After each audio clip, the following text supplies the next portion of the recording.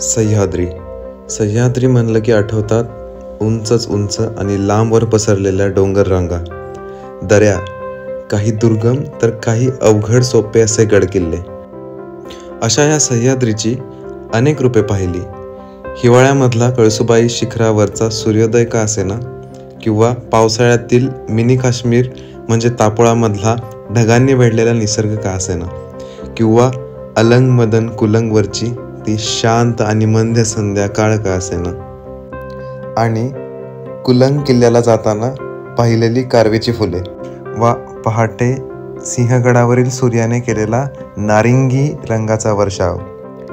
पण यावेळीचा ट्रेक काही वेगळाच होता, कारण की यावेळी भेट होणार होती निसर्गाने सह्याद्रीला देणगी दिलेल्या हटकेश्वर नैसर्गिक पुलाबरोबर, म्हणजेच हटकेश्वर नॅचरल ब्रिज.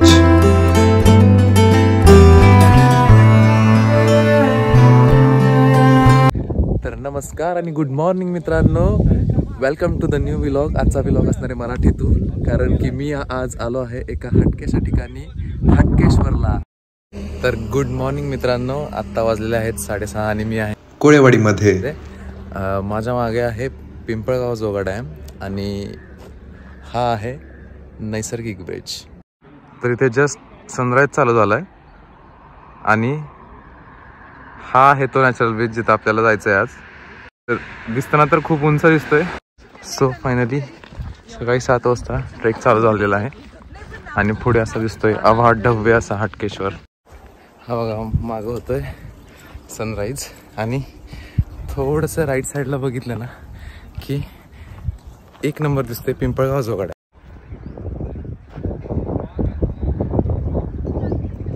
म्हणजे किती बाहेर दिसतो बघा सह्याद्री. हा इकडे होतोय सनराईज. –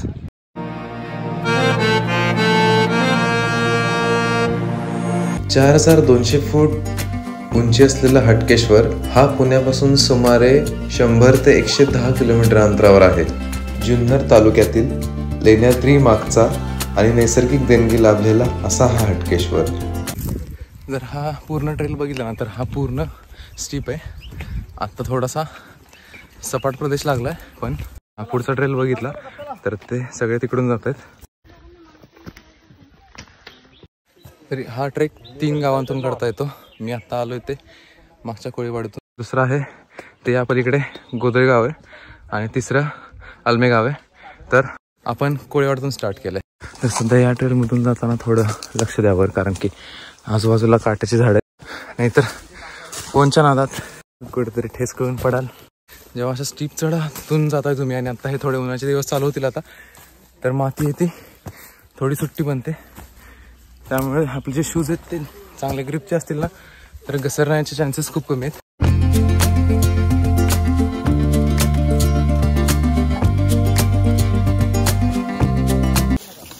तर इथं एक थोडा रिचचा पॅच आहे, तर तिथं रोपला पकडून जायला लागतं. तर हा रिचचा पॅच बघा, म्हणून म्हणतो की चांगल्या ग्रिपवाले शूज घालून येत जा कधी पण. तरी चला आता आपण जाऊया पुढच्या जर्नीला.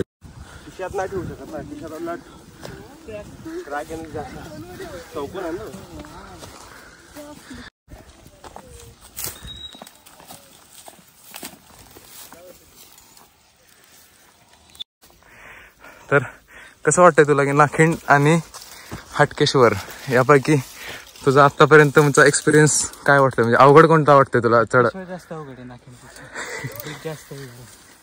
पण आपण नाखिंडला पण घसरत होतो ना, आणि ते तर उलट पावसाळ्यात केलेलं आपण. तरी आयुष्यात कधीच सनराईज बघितला नव्हता, पण मागच्या 1 वर्षापासून 12ही महिने 12 वेळा सूर्योदय बघितलाय.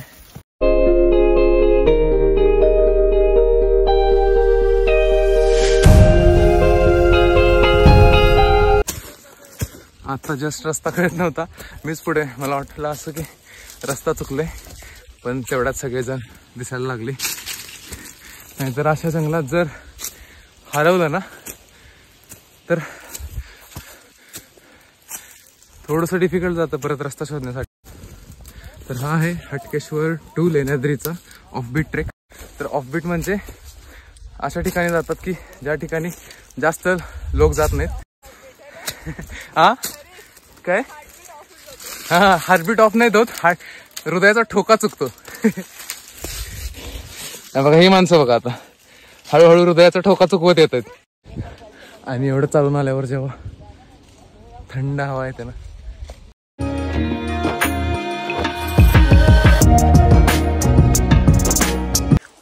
मला तर वाटतंय हे फॉग असणार आहे, कारण शहरापेक्षा गावाकडे पोल्युशन कमी असतं आणि त्यामुळेच आपल्याला लांब लांबचे डोंगर आरामात बघायला मिळतात. जसं की हटकेश्वरच्या माथ्यावरून आपल्याला सह्याद्रीतल्या भरपूर शिखर किंवा किल्ले असतील ते दिसतात, पण सध्या तरी फॉग आहे. पण जर वर गेला आणि जर हे वातावरण क्लिअर झालं तर आपण क्लिअर सगळ्यांबरोबर चाला, नाही तर मग अशा आमचा जसा मोये झाला तसा तुमचा पण मोये होईल.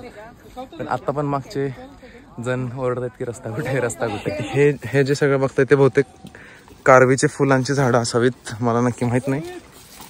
चकोराला चांदणे प्रिय असतात तसे आमच्या मावळ्यांना गड चढणाऱ्या चातकासारखं पाणी प्रिय झालं आता सध्या. आणि जातानाच मध्ये एका किड्याचं दर्शन झालं. जेव्हा ट्रेकिंगला येतं आणि कोणत्या पण झाडाचा आधार घेऊन चढत असतं तेव्हा हे नक्की बघा की त्या झाडावर एखादा किडा वगैरे काही बसलेला नाही, कारण की आपल्याला माहित नसतं की तो जिवंत की मेलेला आहे. पण तरी पण एकदा चेक करा.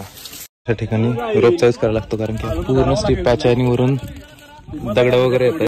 पूर्णपणे रोप लावलाय. आणि ट्रेकिंगला कधी पण क्लाइंब करताना असा एक रस्ता तरी येतो की जेव्हा जिथून दगड वरून खाली घसरतात, आणि तोच हा रस्ता होता. तरी हा पूर्ण रिप चढून वर आलाय. बघा किती स्टीप पॅच आहे.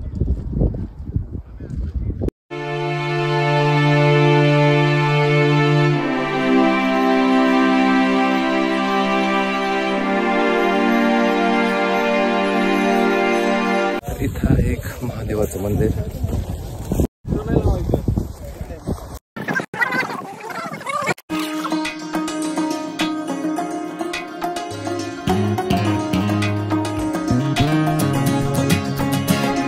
या मंदिराचं महत्त्व सांगायचं झालं तर असं म्हणतात की इथे लोक नंदी घेऊन येतात आणि नवस बोलतात आणि त्यांचा नवस पूर्ण होतो.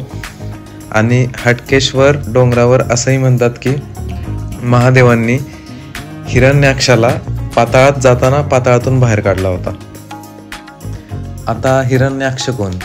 तर भक्त प्रल्हादाची गोष्ट सगळ्यांनाच माहीत असेल की भक्त प्रल्हादचे वडील म्हणजे हिरण्यकश्यपू. त्यांना भगवान नरसिंहांनी जेव्हा पोट फाडून त्यांचा वध केला होता, तर त्या हिरण्यकश्यपूचा भाऊ म्हणजे हा हिरण्याक्ष.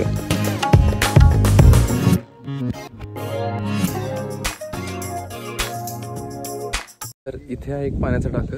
ते सध्या पिण्याचं पाणी पिण्याच्या अवस्थेत नाही येते, पण इथं जर गड संवर्धन वगैरे गेले आणि हे पाणी जर स्वच्छ केलं तर पाणी पिण्यालायक बनू शकतंय. एक नंबर असं चांगलं दिसणारं झाड, म्हणजे फुल कोणतं ते माहित नाही पण बघायला भेटलं.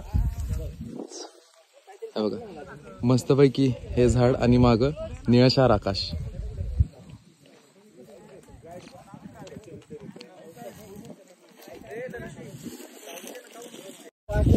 तर आता शिव मंदिर बघून झाल्यावर आपण चाललोय हटकेश्वर नैसर्गिक पुलावर, म्हणजे नॅचरल ब्रिजवर. ब्रिजवरून चालतोय खरं, पण किती उंचावर आहे बघा. खालची घर एकदम छोटी छोटी दिसतात. याची हाईट 4200 फूट दाखवत होती, पण ही अप्रॉक्सिमेट हाईट असणार आहे. तर आता हटकेश्वर नॅचरल ब्रिज पाशी आलेलो आहे आणि रस्ता तर बघा, अरे बापरे. तर तो दिसतोय तो आहे नॅचरल ब्रिज. त्याच्यात दोन्ही पण बाजूंना दरी आहे एकदम खोल, आणि जाण्यासाठी फक्त एवढा छोटासाच रस्ता आहे. आणि आमचा एक माणूस बघा कसा उलटा उलटा चाललाय.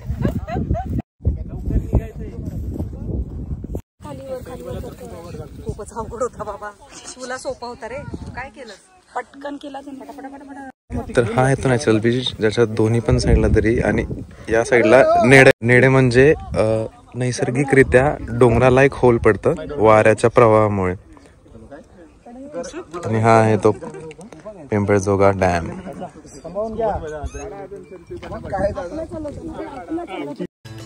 आणि नॅचरल ब्रिजवर उभं राहून काहीतरी वेगळंच अचीव केल्यासारखं वाटलं.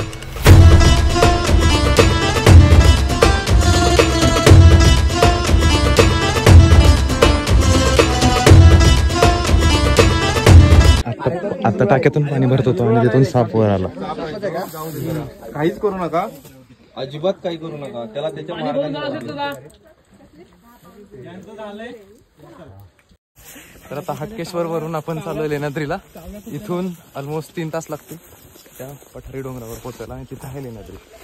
कितीतरी वेळ झाला तरी चालतच होतो.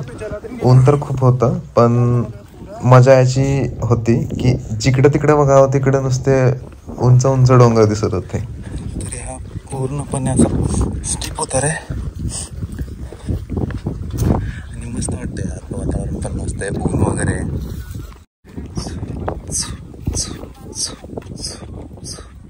आणि ते आहे डेस्टिनेशन.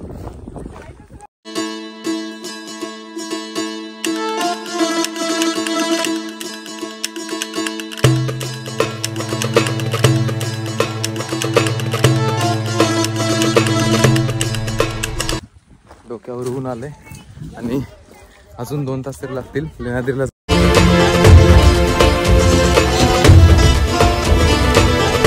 तरी सकाळपासून हायकिंग चालू आहे आणि जेवलं नाही आहे सध्या, भूक लागली म्हणून सफरचंद आहे. तो सह्याद्री आपल्याला फक्त फिरायला उपयोगी पडत नाही, तर तो आपल्याला जगायला शिकवतो. जर पाणी संपलं असेल तर सह्याद्रीमध्ये कोणत्याही कडे किल्ल्यावर पाण्याचे टाके ठेवलेत आणि बऱ्याच टाक्यांचं पाणी पिण्यालायक असतं, तर ते पण पिऊ शकतो.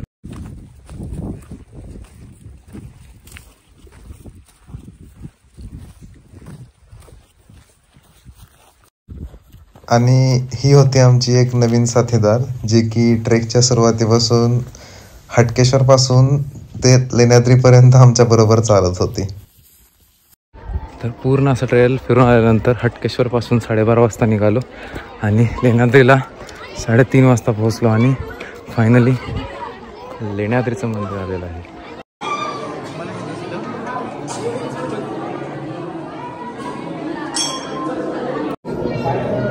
तर मित्रांनो, हा होता हटकेश्वर टू लेण्याद्रीचा ट्रेक. 8 वर्षापूर्वी लेण्याद्रीला आलो होतो, पण फरक एवढाच होता की तेव्हा पायऱ्या चढून खालून वर आलो होतो आणि 8 वर्षानंतर ट्रेकिंग करून हटकेश्वरवरून लेण्याद्रीला आलो आहे. तर हा व्लॉग कसा वाटला हे कमेंटमध्ये जरूर कळवा आणि पाहिजे तेवढं तुमच्या फॅमिली मेंबर्स आणि मित्रांना शेअर करा. चॅनलला सबस्क्राईब आणि जास्तीत जास्त शेअर करा. थँक्यू. हा होता सह्याद्रीतील सुंदर असा हटकेश्वर. अशाच नवनवीन ट्रेकिंग आणि ट्रॅव्हलिंग व्लॉगसाठी चॅनलला सबस्क्राईब करा आणि व्हिडिओला लाईक करा.